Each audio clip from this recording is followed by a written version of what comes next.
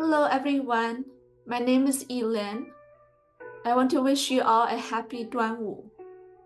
Duanwu is translated commonly as Dragon Boat Festival.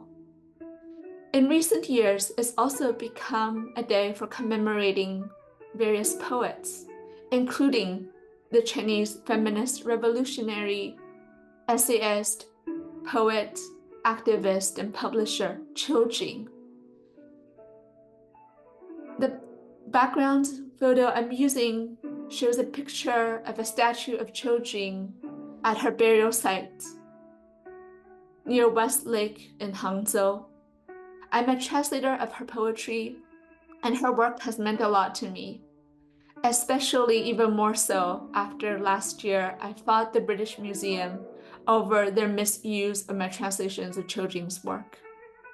Today, I'm going to read a translation of a poem by her and also an excerpt from an essay I wrote on translating her work.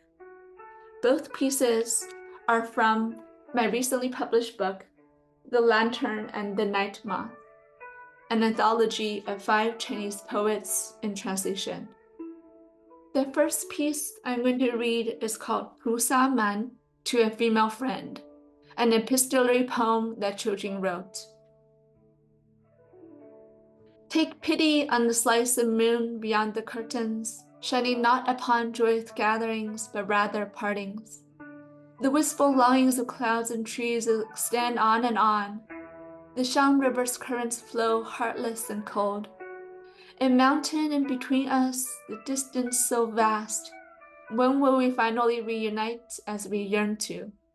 Holding an ink brush between my teeth, I mull over words, fretting late into the night as the water clock drips on. Cold gusts of wind pierce and invade windows. Drawing the curtains closed, I wander down the corridor. Moonlight seeps into this tall pavilion. The melancholy is longing here and elsewhere. To converse on matters lingering within one's heart, imparted on the floral letter papers of Huanhua Brook. If you chance upon a plum blossom flowering early amidst the snow, send a branch of it this way.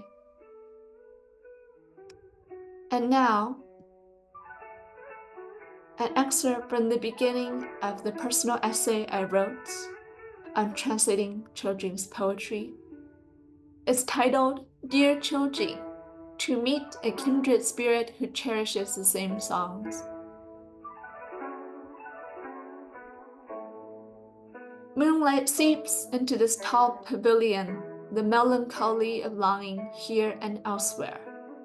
The autumn moon is a common motif within Chinese poetry, shining often upon geographies of homesickness and longing.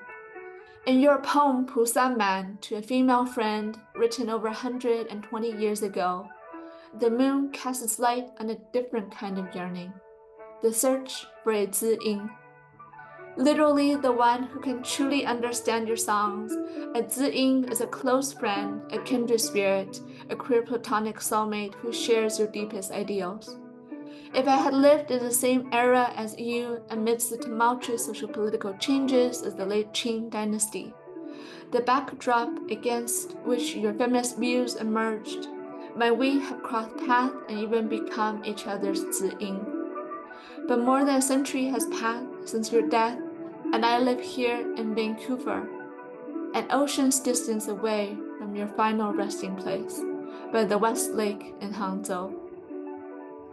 The only thing I can do is to glance up at the moon that we still share, bright and wistful as ever.